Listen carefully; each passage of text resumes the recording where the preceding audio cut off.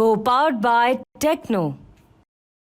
नमस्कार, आपके साथ मैं हूं सुमेरा खान। सत्ता के सभी न्यूज मित्रों का स्वागत है। सबसे पहले सत्ते पे सत्ता, यानी 7 खबरें और दिलचस्प जानकारियां एक साथ। आज पहले आपको उस पाकिस्तान में से मिलवाएंगे जो भारत के एक मोस्ट वांटेड अपराधी के सामने कालीन की तरह बिछ गया है। इसका नाम है जाकिर नाइक, जिसकी हेट स्पीच वाले टेप पाकिस्तान में बजने शुरू हो गए हैं। आज इस खबर पर हमने न्यूज मित्रों के लिए एक वीडियो कुंजी बनाई है। फिर सत्ता के उस क्लेश की बात जो केंद्रीय परिवहन मंत्री नितिन गडकरी के बयान पर छिड़ा है। गडकरी ने कहा है कि सरकार विष कन्या जैसी होती है। इस पर कैसे विपक्ष ने अब कटाक्ष करने शुरू कर दिए हैं, ये भी देखेंगे। फिर सोनम वांगचुक की उस लड़ाई की बात जिस पर सियासत का तापमान हाई है। सोनम वांगचुक को हिरासत में लिए जाने पर विपक्ष ने सरकार पर सत्ता के दुरुपयोग वाले तीर चलाए हैं। आज हमने इस खबर को राम रहीम की परोल से जोड़कर एक ट्रांजिशन वाली कुंजी भी बनाई है जो कई लोगों को चुभ सकती है। वैसे आज पीएम मोदी ने हरियाणा में कांग्रेस पर चुभने वाला एक 3D हमला भी किया है, जिसमें उन्होंने दलाल, दामाद और दलित विरोधी पार्टी का जिक्र किया।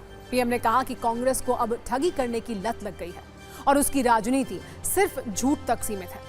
आज जम्मू कश्मीर में तीसरे चरण के लिए 40 सीटों पर मतदान हुआ है। शाम 5 बजे तक 65% से ज्यादा वोटिंग हुई है। सबसे ज्यादा वोट उधमपुर में पड़े हैं।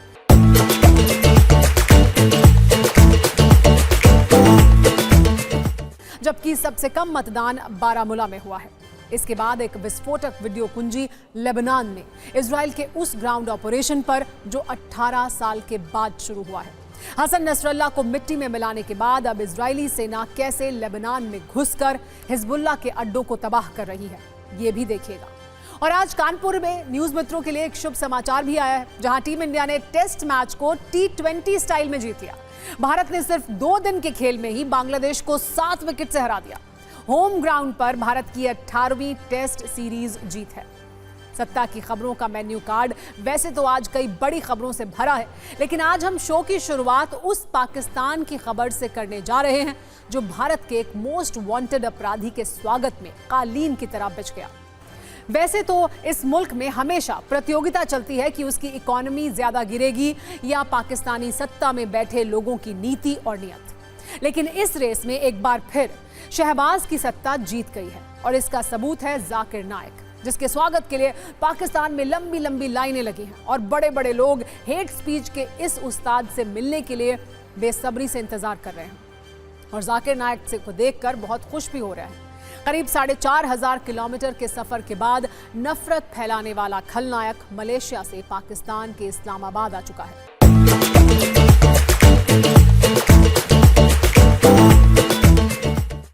और अब ये जाकिर दिल्ली से करीब 670 किलोमीटर की दूरी पर बैठा है। पाकिस्तानी सत्ता के बड़े चेहरों से मुलाकात कर रहा है। खास बात यह है कि इस्लामिक उपदेशक के वेश में जहरीली सोच का विस्तारवाद करने वाला जाकिर पाकिस्तान के 3 अलग अलग शहरों में तकरीरें करने वाला है। वैसे इसकी शुरुआत 4 दिन बाद होनी है, लेकिन जाकिर नाइक के हेट स्पीच वाले टेप अभी से पाकिस्तान में बजने शुरू हो गए हैं। हम आपको उसके बारे में भी बताएंगे, लेकिन सबसे पहले एक वीडियो कुंजी उस रेड कार्पेट वेलकम पर देखिए जो पाकिस्तान में भारत के मोस्ट वांटेड जाकिर नाइक के लिए बिछाए गए। सोमवार शाम जब मोस्ट वांटेड जाकिर नाइक पाकिस्तान के इस्लामाबाद में एयरपोर्ट पर आया तो उसके चेहरे पर एक खास किस्म की चमक थी, सुकून था। और ये कमाल पाकिस्तान की जमीन का है, क्योंकि इस मुल्क में आतंकी हो, कट्टरपंथी हो या हेट स्पीच के चैंपियन, सब घर जैसा महसूस करते हैं और यही फीलिंग जाकिर नाइक को भी आ रही होगी। जब जाकिर नाइक एयरपोर्ट पर आया तो उसका स्वागत करने के लिए लोग टूट पड़े। किसी ने उसकी पेशानी का बोसा लिया, अंदाज में स्वागत किया, यानी माथा चूमकर इस्तकबाल किया, और ऐसा करने वालों की एक के बाद एक लाइन लगी हुई थी। जाकिर नाइक आगे बढ़ ही रहा था, तभी एक लड़का भीड़ से आया और जाकिर नाइक का दस्तबोसी अंदाज में स्वागत करने लगा, यानी पहले उसके हाथ चूमे और फिर उन्हें अपनी आंखों पर लगाया।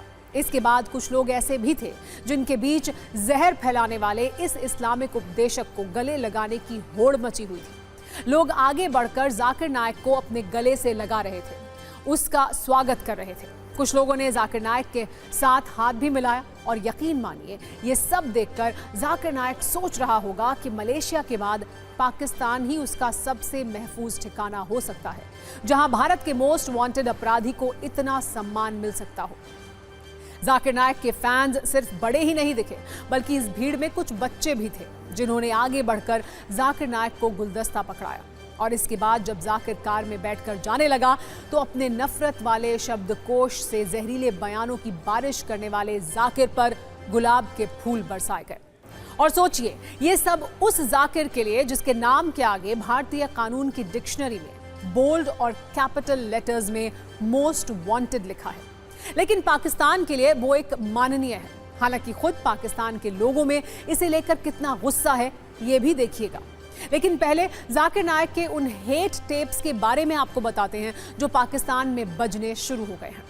जाकिर नाइक ने पाकिस्तान पहुंचने के बाद टीवी पर धार्मिक मामलों के मंत्रालय के कार्यक्रम में नफरत फैलाने वाली जो बातें कही हैं, उसके कुछ विशेष कीवर्ड्स हैं जिनका इस्तेमाल वो अक्सर अपनी तकरीरों में करता रहता है। यानी इस भाषण में जाकिर ने मुसलमान और जिहाद की बात की और इजराइल, अल अक्सा मस्जिद और यहूदियों को लेकर नफरती बयान दिए। हम जाकिर नाइक की इस हेट स्पीच को सत्ता में नहीं सुनवाएंगे, लेकिन इसके कुछ अंश आपको जरूर देखने चाहिए, जिससे आपको ये पता चल जाएगा कि जाकिर नाइक किस एजेंडे के तहत पाकिस्तान पहुंचा है और उपदेश के नाम पर आगे वो क्या क्या करने वाला है। जाकिर नाइक ने कहा, आज मुसलमान जो गाजा में कर रहे हैं वो फर्ज के साथ हैं। गाजा के मुसलमानों के लिए जिहाद में शामिल होना अनिवार्य है। इजराइल के खिलाफ मुसलमानों की लड़ाई जारी रहनी चाहिए और मुसलमानों का जिहाद तब तक जारी रहना चाहिए जब तक आखिरी यहूदी को इजराइल से हटा नहीं दिया जाता। अब दिलचस्प बात यह देखिए कि मोस्ट वांटेड जाकिर नाइक के लिए पाकिस्तानी सत्ताधीशों के मन में कितना सम्मान है।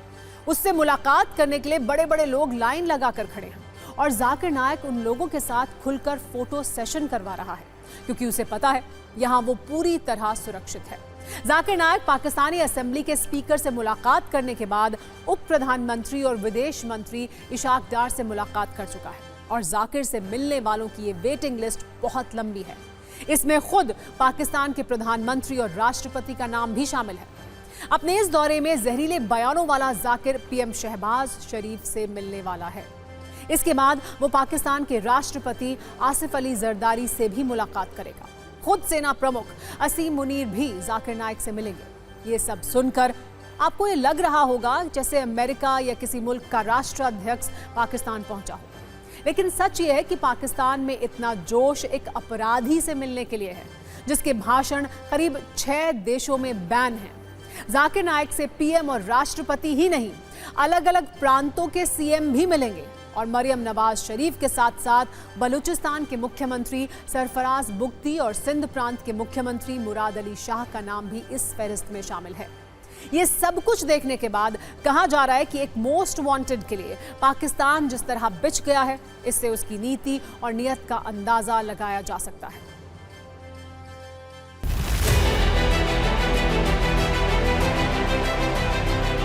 और मजहबी स्कॉलर डॉक्टर जाकिर नाइक इस्लामाबाद पहुंच गए। इस्लामाबाद एयरपोर्ट पहुंचने पर chairman prime minister youth programme Rana Mashhood Ahmed Khan और एडिशनल सेक्रेटरी वजारत मजहबी अमूर सैयद डॉक्टर अताउर रहमान ने डॉक्टर जाकिर नाइक का इस्तकबाल किया।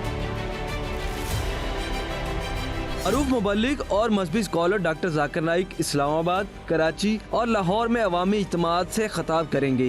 इसके अलावा डॉक्टर जाकिर नाइक नमाज जुमा के इज्तिमात से खिताब और इमामत भी करेंगे। पाकिस्तान में क़याम के दौरान मरूफ मुबल्लिग और मजहबी स्कॉलर डॉक्टर जाकिर नाइक आला हुकूमती ओहदेदारों से भी मुलाकातें करेंगे। अब हम आपको ये भी बताते हैं कि जाकिर नाइक आखिर पाकिस्तान का मेहमान क्यों बना है। दरअसल जाकिर नाइक और उसके बेटे शेख फारक नाइक की कराची से लेकर लाहौर और इस्लामाबाद तक भव्य स्वागत की तैयारी है और इन सभी शहरों में जाकिर नाइक के लिए मंच सजाया गया है जहां से वो भारत विरोधी बयान दे सके और नफरत वाला एजेंडा चला सके। जाकिर नाइक का पहला हेट स्पीच 5 और 6 अक्टूबर को कराची में होगा, जब वो जिना के मकबरे के सामने बाग़े क़ायद से जहरीली तकरीरें करेगा। इसके बाद दूसरी हेट स्पीच होगी लाहौर में, जिसकी तारीख है 12 और 13 अक्टूबर, जबकि तीसरी हेट स्पीच होगी इस्लामाबाद में, जहां से 19 और 20 अक्टूबर को जाकिर अपने नफरत वाले एजेंडे को चलाएगा। और इससे ये साबित हो गया है कि पाकिस्तान का हाथ किस तरह से आतंकियों और कट्टरपंथियों के साथ है, जिसमें केंद्रीय सड़क एवं परिवहन मंत्री नितिन गडकरी का एक बयान काफी ट्रेंडिंग है। उन्होंने कहा है कि सरकार विष कन्या के समान होती है, इससे दूर रहो। इसके बाद विपक्षी नेताओं से लेकर आम जनता तक जो भी नितिन गडकरी के इस बयान को सुन रहा है, वो इस पर लंबी चर्चा कर रहा है। दरअसल नितिन गडकरी नागपुर में विदर्भ इकोनॉमिक डेवलपमेंट काउंसिल के कार्यक्रम में शामिल हुए थे। इस कार्यक्रम में उन्होंने व्यापारियों को समझाया कि सभी काम सरकार के भरोसे नहीं होते। किसी की सरकार हो, सरकार को दूर ही रखो। सरकार विष कन्या के समान होती है, जिसके साथ जाती है उसको डुबो देती है। जो सब्सिडी ले सकते हैं उसका लाभ उठाएं। इसी संबोधन में उन्होंने महाराष्ट्र सरकार की लाडली योजना का जिक्र किया और कहा कि लाडली बहन योजना की शुरुआत के साथ इस योजना के लिए भी सब्सिडी राशि आवंटित की जानी थी, इसीलिए ये लटकी हुई है। एक बार नितिन गडकरी का पूरा बयान सुनिए, फिर इस पर राजनीतिक प्रतिक्रियाओं की एक रील भी देखेंगे। और सब सरकार के भरोसे नहीं होता। मेरा तो मत है, कोई भी पार्टी की सरकार हो, सरकार को दूर रखो। सरकार ये विषय कन्या होती है, जिसके साथ जाती है उसको डुबाती है। ये आप इनके लफड़े में पड़ो मत।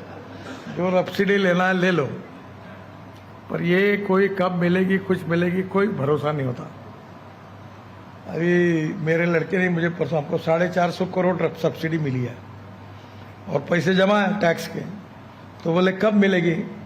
मैंने कहा भगवान से प्रार्थना कर, क्योंकि कोई भरोसा नहीं। मिलेगी क्या, मिल सकती है। अब वो जब आएगी, अभी लाडली बहन योजना शुरू होगी तो सब्सिडी का पैसा उनको भी उस काम के लिए देना पड़ा, तो नेचुरल लटक गई। अभी बीच में टेक्सटाइल वालों की इंडस्ट्री बंद पड़ी, उनकी पावर की सब्सिडी नहीं मिली। अब नितिन गडकरी का ये बयान महाराष्ट्र के चुनावी सीजन में कांग्रेस और शिवसेना यूबीटी को काफी सुकून दे रहा है। लाडली बहन योजना पर शिंदे सरकार को घेरने की कोशिश में लगे हैं ये। इन दोनों दलों ने गडकरी के विष कन्या वाले बयान को अपने राजनीतिक ग्लव से कैच कर लिया है और आरोप ये लगाया है कि महाराष्ट्र में सरकार के पास पैसों की कमी है, लेकिन चुनाव जीतने के लिए वो इस तरह की योजनाओं को लागू कर रही है।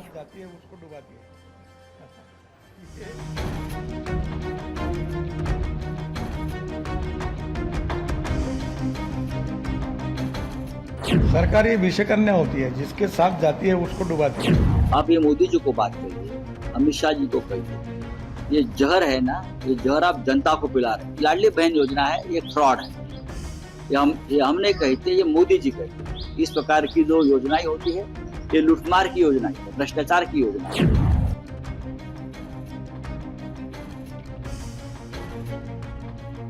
ये बात ऐसी है कि यहाँ का पैसा लेकर किसी और योजना में डाले और लोगों के पास वोट बटोरे।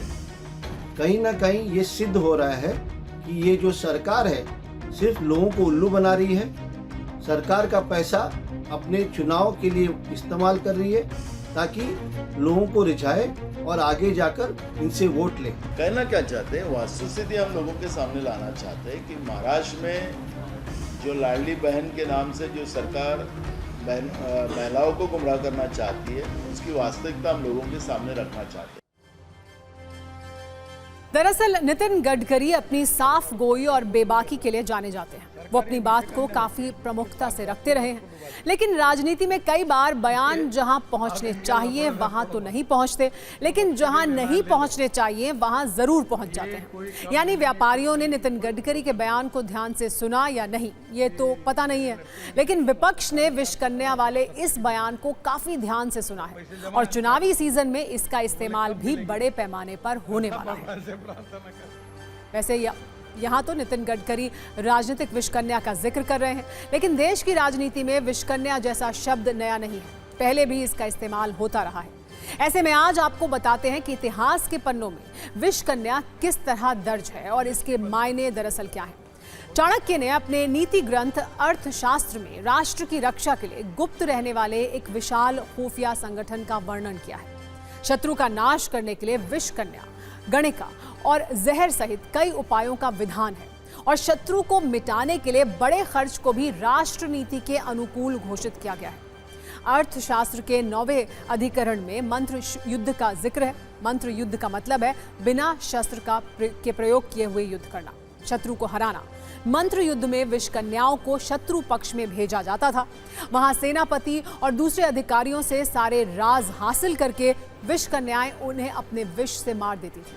कई बार शत्रु राजा या राजकुमारों को भी विष कन्याओं के जरिए मरवा दिया जाता था। विष कन्याओं को बचपन से ही विष की छोटी छोटी खुराक देकर विषैला बना दिया जाता था और ये बात छुपा कर रखी जाती थी। फिर इन्हीं विष कन्याओं को शत्रु के पास भेजा जाता था। इस तरह विष कन्याएं राष्ट्र हित के लिए काम करती थी। ये विष कन्या शब्द का अर्थ और उससे जुड़ा हुआ संदर्भ है। हमें रिसर्च के दौरान ये जानकारी भी मिली कि छत्रपति शिवाजी महाराज भ्रष्टाचार को विष कन्या के समान मानते थे, जो राजमहल और राजकाज की व्यवस्थाओं में सेंध लगा देती है। यहाँ ये भी जानिए कि नितिन गडकरी ने अपनी ही सरकार पर कटाक्ष क्यों किया। दरअसल महाराष्ट्र में लोकसभा चुनाव में बीजेपी गठबंधन को बड़ा नुकसान हुआ था। गठबंधन को राज्य की कुल 48 सीटों में सिर्फ 17 से संतोष करना पड़ा। उस नतीजे के बाद महाराष्ट्र की एनडीए सरकार ने जो बजट पेश किया उसमें लोक लुभावन योजनाओं की झड़ी लगा दी। बजट में महिलाओं के लिए स्कीम का ऐलान हुआ, युवाओं को काम की ट्रेनिंग देने के लिए स्कीम लॉन्च की गई, किसानों को मुफ्त बिजली देने का फैसला हुआ। इनके अलावा बाकी योजनाओं की सब्सिडी और रियायतें मिला दें तो ये आंकड़ा 96,000 करोड़ रुपए का बनता है। महाराष्ट्र पर मार्च 2025 तक करीब 8 लाख करोड़ का कर्ज हो जाएगा। नितिन गडकरी का इशारा शायद इसी रकम को लेकर था, जिसका असर उद्योग धंधों पर पड़ रहा है। सत्ता में अब बात आज की सबसे ट्रेंडिंग पॉलिटिकल खबर का, जिसके केंद्र में 2 गैर राजनीतिक व्यक्ति हैं। इसमें पहला नाम है सोनम वांगचुक का, जो लद्दाख के एक क्लाइमेट एक्टिविस्ट हैं। इन्हें कल रात में दिल्ली पुलिस ने हिरासत में ले लिया। दूसरा नाम है गुरमीत राम रहीम का। ये दुष्कर्म और हत्या का दोषी है। इसे पैरोल मिली है, वो भी अगले 20 दिनों तक जेल से बाहर आजाद घूमने की, खुली हवा में सांस लेने की। और गंभीर अपराध में सजा पाने के बावजूद 266 दिन तक जेल से बाहर रह चुका है वो। और इसमें 20 दिन और जोड़कर एक नया रिकॉर्ड भी बनने जा रहा है। जबकि सोनम वांगचुक दिल्ली पुलिस की हिरासत में है।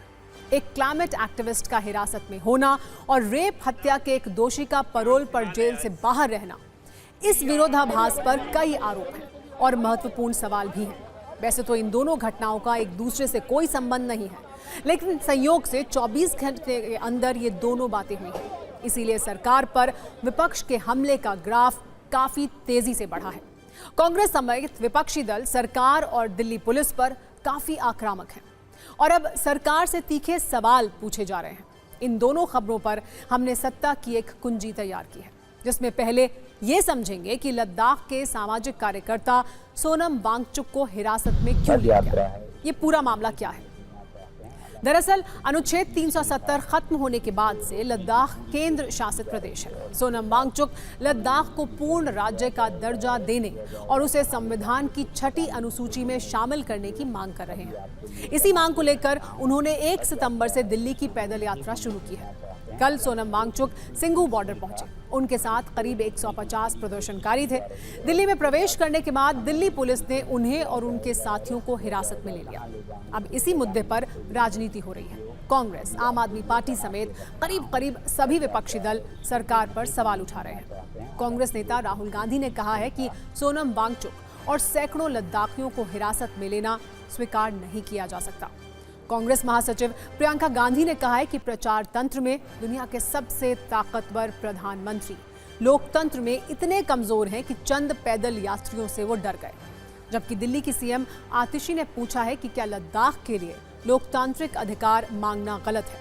क्या 2 अक्टूबर को सत्याग्रहियों का गांधी समाधि जाना गलत है?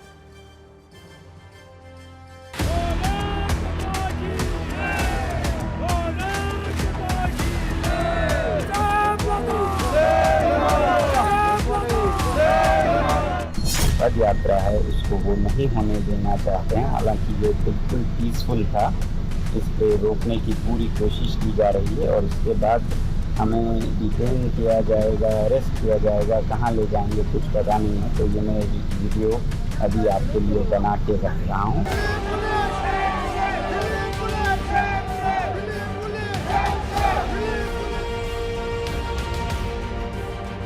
हम चाहते थे हमको यहीं पे रखे, हमने कोई ऐसा इलीगल काम नहीं किया था। हम पीसफुल प्रोटेस्ट कर रहे थे, हमको जबरदस्ती जो है गाड़ी में बिठाया जा रहा है या हमारे साथ नाइंसाफी हो रहा है। दिन दहाड़े डेमोक्रेसी के यहाँ पे मर्डर हो रहा है। दिल्ली आने के बाद इस तरीके के व्यवहार, हम कोई चीज नहीं, हम अपनी हक मांग रहे हैं।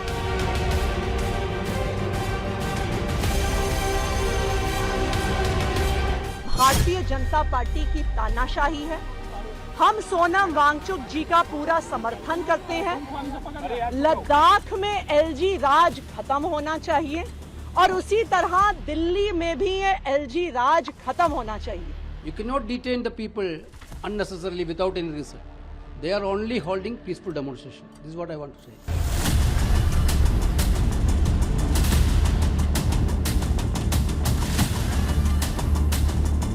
अगर चंद लोगों के साथ एक पदयात्रा करते हुए लद्दाख से आपके यहाँ पे आए हैं तो आप उनको आतंकवादियों की तरह सलूक कर रहे हो कि भाई आतंकवादी घुस जाएंगे। वो आवाज राजधानी में ही आकर उठाएगा, उनके लिए आपने ताले लगा दिए, राजघाट पर ताले लगा देंगे। ये पाप है, अपराध नहीं है, ये पाप है जो नरेंद्र मोदी की सरकार ने कल रात को किया। सोनम वांगचुक को हिरासत में लेने पर कांग्रेस और आप काफी सक्रिय और आक्रामक हैं। ऐसे में न्यूज मित्रों को ये जानना जरूरी है कि सोनम वांगचुक है कौन। सोनम वांगचुक शिक्षाविद और जलवायु कार्यकर्ता हैं। वो एक students educational and cultural movement of Ladakh चलाते हैं। शिक्षा में मैकेनिकल इंजीनियर वांगचुक 30 से ज्यादा वर्षों से शिक्षा सुधार के लिए काम कर रहे हैं। सोनम वांगचुक को दुनिया ने तब जाना जब 3 इडियट फिल्म आई। 3 इडियट सोनम वांगचुक के जीवन से प्रेरित थी। इस फिल्म के बाद वो चर्चा में आए। 2019 में जम्मू कश्मीर से अनुच्छेद 370 हटने के बाद मीडिया में भी उनकी चर्चा बढ़ गई है। दरअसल जम्मू कश्मीर से अनुच्छेद 370 हटाने के बाद राज्य को 2 हिस्सों में बांट दिया गया, जिसमें लद्दाख को बिना विधानसभा के केंद्र शासित प्रदेश बना दिया गया। इससे वहां का विशेष दर्जा खत्म हो गया। इसके बाद सरकारी नौकरियों और भूमि अधिकारों में पर्याप्त प्रतिनिधित्व की मांग, लद्दाख को 6ठी अनुसूची में शामिल करने, लद्दाख को पूर्ण राज्य का दर्जा देने और लद्दाख में एक और संसदीय सीट को बढ़ाने की मांग के लिए उन्होंने आंदोलन शुरू किया। इन मांगों को लेकर वो 21 दिनों की भूख हड़ताल भी कर चुके हैं। अब तक के उनके सारे आंदोलन शांतिपूर्ण रहे हैं। ऐसे में विपक्ष ये सवाल कर रहा है कि लोकतांत्रिक मांगों पर किसी को ऐसे हिरासत में क्यों लिया गया। एक तरफ सोनम वांगचुक हिरासत में है तो दूसरी तरफ रेप का दोषी गुरमीत राम रहीम परोल पर कभी भी जेल से बाहर आ सकता है। विचित्र संयोग यह है कि जब भी चुनाव होता है, चुनाव से ठीक पहले किसी न किसी कारण से राम रहीम जेल से बाहर निकल ही आता है। अब कांग्रेस के नेताओं से लेकर कार्यकर्ता तक ये सवाल पूछ रहे हैं कि ऐसा क्यों होता है कि चुनाव के समय ही राम रहीम पर परोल और फरलो वाली कृपा बरसती है।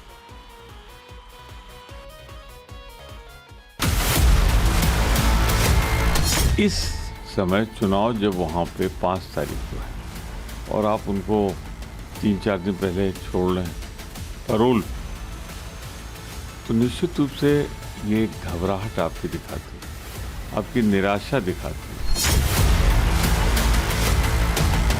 बीजेपी की उनकी मिली भगत है, साजिश है, ये मिला हुआ है बीजेपी से। बीजेपी इसको पैसे देती है और बीजेपी इसकी सपोर्ट करती है ना। और अपराधी ने इतने पैरोल में लिया करें, और भी जेल में हैं, और भी अपराधी हैं, किसी को मिलती है। ये तो जी वोट की राजनीति करी है बीजेपी। बीजेपी का समर्थक है, बीजेपी ने इसको बाहर निकाला है, कांग्रेस को इसके बाहर आने में नुकसान है। कितने आरोप हैं उस पर, कितने आदमी उसने मार दिया उस पर डेरे में, और फिर भी उसको बार बार पैरोल दे रहे हैं। ये साजिश है बीजेपी सरकार की। सत्ता में अब बात करते हैं सत्ता और वर्चस्व के लिए चल रहे उस जमीनी संघर्ष की, जिसमें बारूद ही बारूद है, जिसमें बदले की आग, रॉकेट और मिसाइल वाली अग्नि चिंगारियां हैं। सबूत के तौर पर ये तस्वीरें देख सकते हैं जो भारत से लगभग 4000 किलोमीटर दूर लेबनान से आई हैं। अब तो आप बिल्कुल ही समझ गए होंगे कि बात हो रही है इजरायल और हिजबुल्लाह के बीच चल रहे युद्ध की, जो नसरल्लाह के खात्मे के बाद नए सिरे से विस्तृत और विध्वंसक रूप से प्रारंभ हो चुका है। और इसी का परिणाम इजरायल की सेना का ऑपरेशन नॉर्दर्न एरोज है, जिसकी तस्वीरें आप टीवी स्क्रीन पर इस समय देख रहे हैं। पिछले 15 घंटे से कुछ इसी तरह लेबनान में इजरायल का ग्राउंड ऑपरेशन जारी है। दक्षिणी लेबनान में इजराइल की सेना बड़े बड़े टैंक के साथ सीमा के अंदर घुस चुकी है।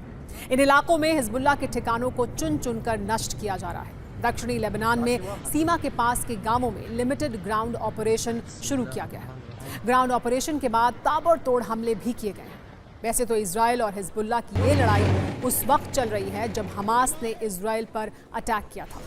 इस ग्राउंड ऑपरेशन का भी 7 अक्टूबर 2023 वाला कनेक्शन है। सत्ता की अगली कुंजी में ये राज डिकोड करेंगे। पहले ये जानिए 18 वर्ष के बाद लेबनान में इस ग्राउंड ऑपरेशन से पहले नेतन्याहू की सेना ने क्या क्या तैयारियां की थी और इस ग्राउंड ऑपरेशन की पूरी कहानी क्या है। ग्राउंड ऑपरेशन से पहले बॉर्डर के करीब हिजबुल्लाह के अड्डों की रेकी की गई। बॉर्डर के पास सुरंगों में रेकी की गई थी। आईडीएफ की ओर से जानकारी दी गई है कि इस हमले के लिए सैनिकों को हाल ही में विशेष ट्रेनिंग भी दी गई थी। खुफिया जानकारी के आधार पर यह कार्रवाई की गई है। इस ऑपरेशन को लेकर इजरायली सेना का यह भी कहना है कि यहां पहली कार्रवाई इसलिए की गई है क्योंकि इन गांवों से हिजबुल्लाह के लड़ाके इजराइल पर अटैक करते रहते हैं। इजराइल की ओर से लेबनान के लोगों को वार्निंग भी दी गई है। कहा गया है कि आम नागरिक फौरन साउथ लेबनान को छोड़ दें क्योंकि हिजबुल्लाह के लड़ाके इन लोगों को अपनी ढाल बना रहे हैं।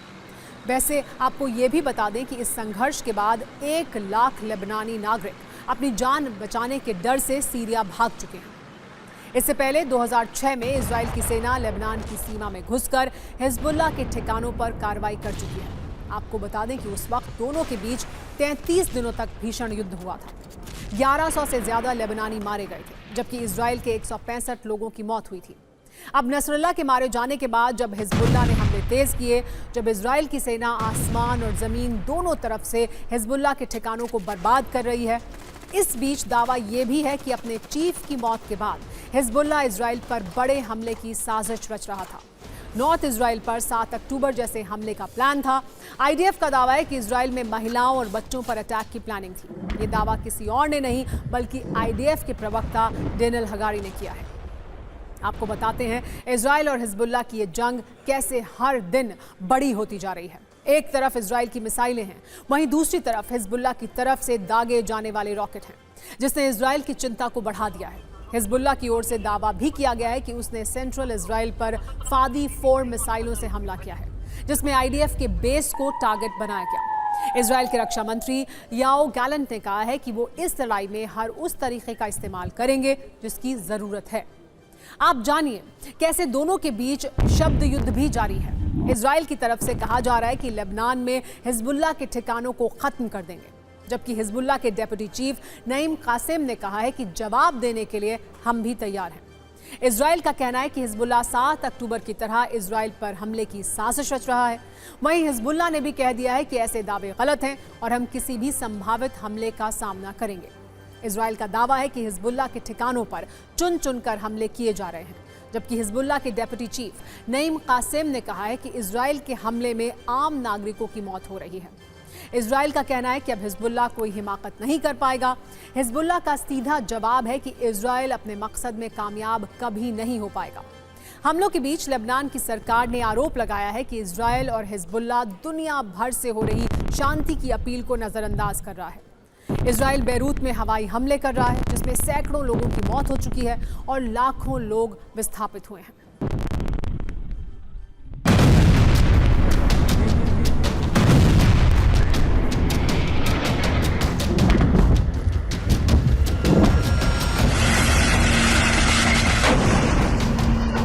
The Israel Defense Forces is conducting limited and targeted raids along Israel's northern border against the threat Hezbollah poses to civilians in northern Israel. These localized ground raids will target Hezbollah strongholds that threaten Israeli towns, kibbutzim, and communities along our border.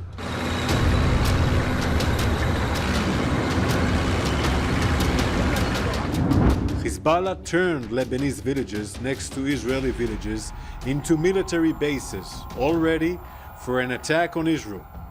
Hezbollah had prepared to use those villages as staging grounds for an October 7th style invasion into Israeli homes.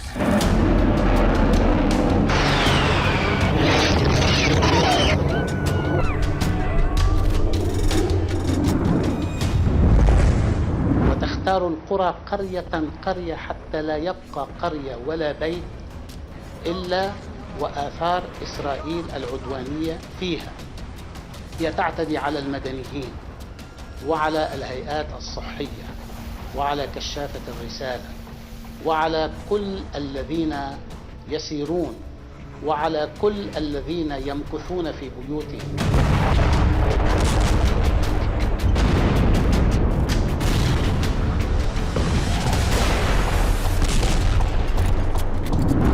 I'm more aware than you might know, and I'm comfortable with them stopping. We should have a ceasefire now. Thank you.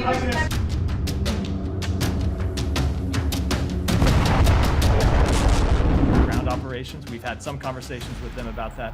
They have, at this time, told us that those are limited operations focused on Hezbollah infrastructure near the border, but we're in continuous conversations with them about it. Güvenlik Konseyi gerekli iradeyi göstermezse Genel Kurul'un 1950 tarihli barış için birlik kararında olduğu gibi